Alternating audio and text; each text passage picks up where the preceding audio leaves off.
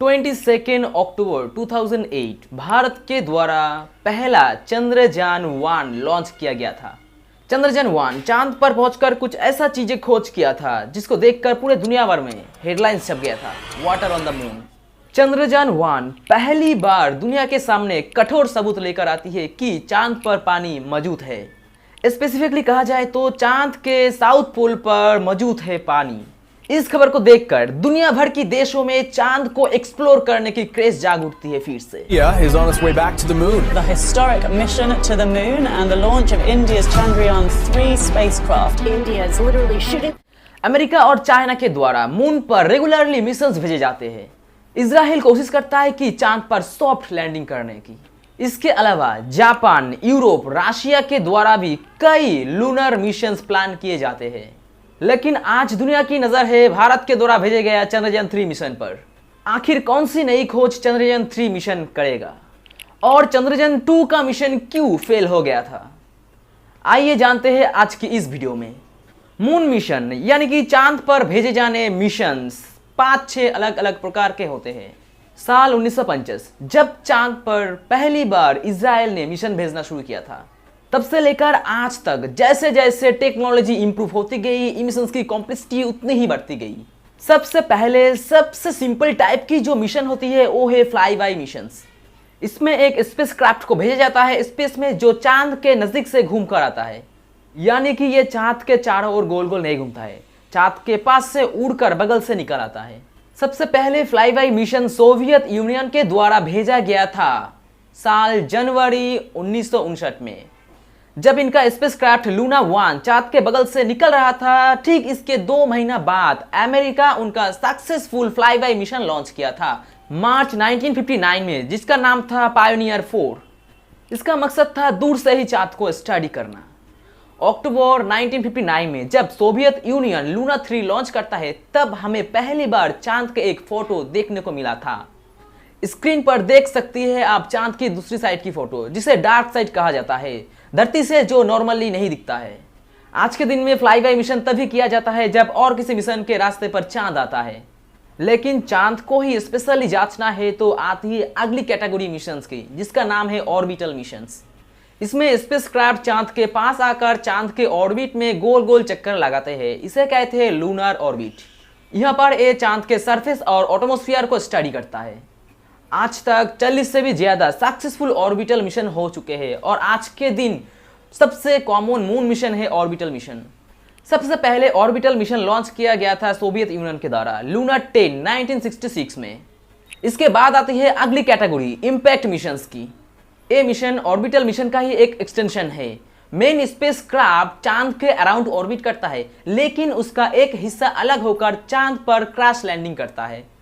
क्योंकि crash landing के वक्त ये मून से इंपैक्ट कर रहा है, इसीलिए इस मिशन का नाम है इंपैक्ट मिशन। क्रैश लैंडिंग करने तक का जो समय है, जब चांद करीब करीब आते जा रहा है, उसी समय बहुत सारा इंस्ट्रूमेंट का रीडिंग ले जा सकता है, इसीलिए इंपैक्ट मिशन भी काफी यूजफुल है। चंद्रयान-1 हमारा एक इंपैक्ट मिशन था।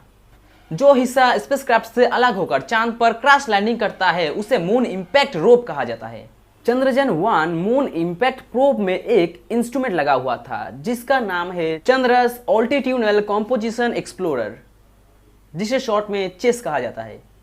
एक मास स्पेक्ट्रोमीटर था जिसका काम था हर 4 सेकंड में एक रीडिंग लेना, जैसे जैसे चांद के करीब आते गए क्रैश लैंडिंग के लिए।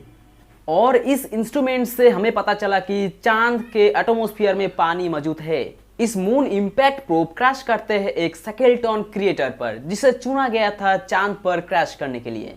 और जो पॉइंट ऑफ इंपैक्ट है उसे नाम दिया गया है जवाहर पॉइंट। चंद्रयान-1 में एक ऑर्बिटर भी था जो अलग से ऑर्बिटर मिशन कर रहा था। ऑब्वियसली ऑर्बिटर के बिना मून इंपैक्ट प्रोब लॉन्च भी नहीं किया जा सकता था। इस ऑर्बिटर में नासा का एक इंस्ट्रूमेंट लगा हुआ था, मून मिनरलॉजी मैपर M3। जब मून इंपैक्ट प्रोब चांद पर जाकर क्रैश लैंडिंग की, तब चांद पर मौजूद कुछ मिट्टी हवा में उड़ी। उस मिट्टी को, उस लूनर सॉइल को इस इंस्ट्रूमेंट ने डिडक्ट किया, एनालाइज किया। इस लूनर सॉइल को एनालाइज करने के बाद पता चला चांद के मिट्टी में भी पानी मौजूद है। चौथी कैटेगरी में आता है मून मिशन की लूनर मिशन।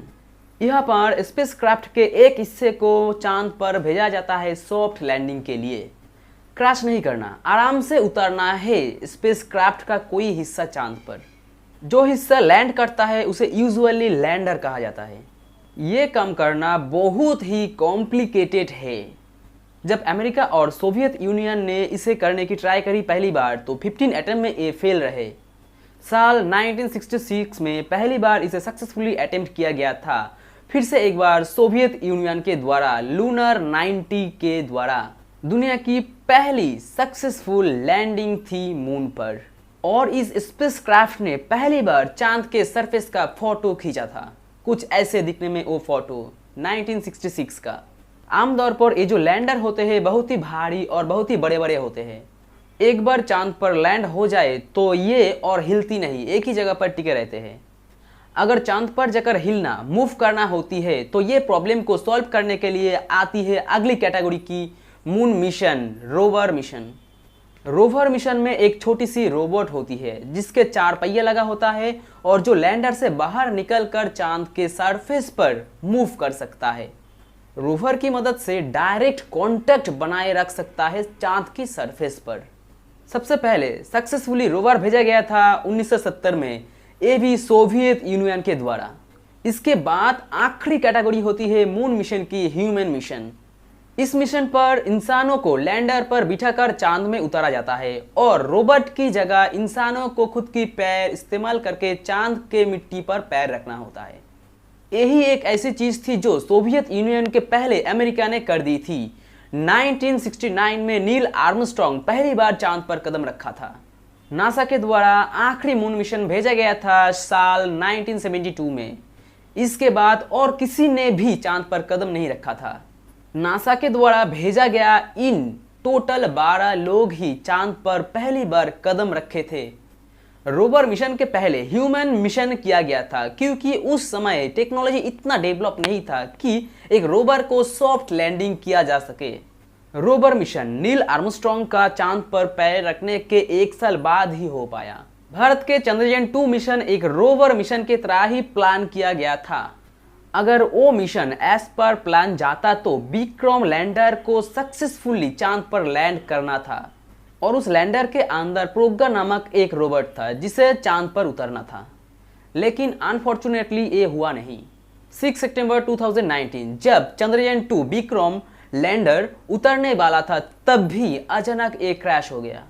नवंबर 2019 में निकली एक कमेटी रिपोर्ट के मुताबिक एक सॉफ्टवेयर के ग्लिच के वजह से ही ये क्रैश हो गया था। लेकिन इसरो ने इस रिपोर्ट को कभी पब्लिश नहीं किया था और इस चीज को लेकर इसरो को काफी क्रिटिसाइज किया गया था।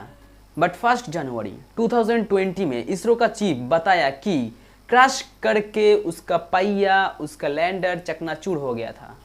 जब लैंडर को उतारा जा रहा था तभी लैंडर रास्ते से भटक जाती है करीब सरफेस से 2 किलोमीटर ऊपर। जब करीब 335 मीटर ऊपर था सरफेस से तभी इसरो का कंट्रोल लूज हो जाता है और क्रैश हो जाता है लैंडर।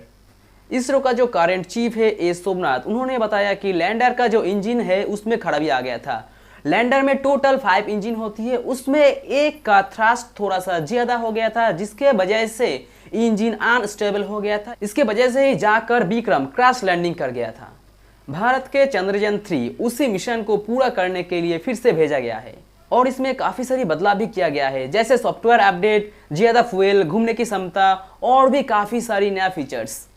चंद्रयान 2 का जो मिशन था उसे आधा सक्सेसफुल मिशन कहा जाता है क्योंकि उसका जो ऑर्बिटर है वो अभी काम कर रहा है, वो अभी चांद के चारों ओर घूम रहा है। इस रोवर ने जो हाई रेजोल्यूशन फोटो ली, इस फोटो को विक्रम में फिट किया गया है। इसके वजह से विक्रम लैंड करने के लिए सही जगह डिसाइड कर पाएगा और लैंड के बाद ये चांद पर 1 लूना डे यानी कि धरती के 29 दिन वो चांद पर काम कर सकेगा क्योंकि इसके बाद चांद के साउथ पोल पर अंधेरा छा जाएगा। चंद्रयान 3 में जो इंस्ट्रूमेंट लगाया गया है वो रात में काम करने के लिए नहीं बनाया गया है, इसीलिए 14 दिन के अंदर ही उसे सारा इंफॉर्मेशन कलेक्ट करना पड़ेगा रोवर को। इसमें जो इंस्ट्रूमेंट लगाया हुआ है उसमें विक्रम लैंडर का वजन है 1750 और इसमें रोवर का वजन है 26 केजी। एक बार फिर से रोवर का नाम प्रोगैन रखा हुआ है। टोटल 3 मॉड्यूल लगा हुआ है चंद्रयान 3 पर। एक लैंडर मॉड्यूल, एक रोवर मॉड्यूल और एक प्रोपल्शन मॉड्यूल। प्रोपल्शन मॉड्यूल का काम है चंद्रयान को धरती से बाहर निकलना और चांद पर भेजना। इसमें कोई भी ऑर्बिटल मॉड्यूल नहीं है क्योंकि चंद्रयान 2 का ऑर्बिटल मॉड्यूल अभी भी काम कर रहा है।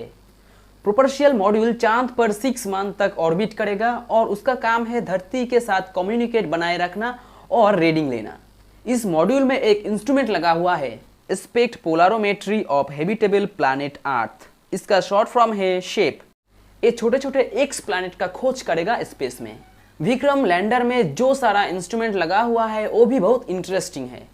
प्रोग्राम में 2 इंस्ट्रूमेंट है, LIBS एंड APXS। LIBS ये चांद का मिट्टी का केमिकल कॉम्पोजिशन को एनालाइज करेगा और देखेगा यहाँ पर कौन कौन सा मिनरल पाई जाती है। और APXS ये चांद पर मौजूद छोटे छोटे पत्थरों को एनालाइज करेगा। विक्रम लैंडर पर 4 इंस्ट्रूमेंट लगा हुआ है। सबसे पहले है रामबा। ये कुछ छोटे मोटे पत्थरों को पिघला कर उसमें से जो गैस निकलता है उस गैस को एनालाइज करेगा। दूसरा है चेस्ट, ये चांद का तापमात्रा डिटेक्ट करेगा। तीसरा इल्साई, ये डिटेक्ट करेगा मून पर कितने बार अर्थक्वेक होते हैं, मून पर कितने बार मून क्विक होते हैं। चौथा है LRA, ये लेजर के जरिए धरती पर लेजर बाउंस करेगा।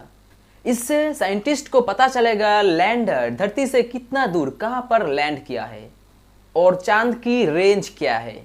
इस सक्सेसफुल मिशन के वजह से भारत दुनिया का 4था नंबर पर आ गया है। सोवियत यूनियन, अमेरिका, चाइना, इसके बाद भारत सॉफ्ट लैंडिंग करने वाला देश, और भी 4 देश जो सॉफ्ट लैंडिंग करने में है। चंद्रयान 3 मिशन के बाद भारत ने फिर से जो मिशन पर काम करना शुरू कर दिया है वो है गगनयान मिशन, जिसमें एस्ट्रोनॉट को भेजा जाएगा चांद पर। आज के वीडियो इतना ही, फिर मिलेंगे और एक इंटरेस्टिंग वीडियो पर। राधे राधे राधे बोल मना, धन का क्या पता।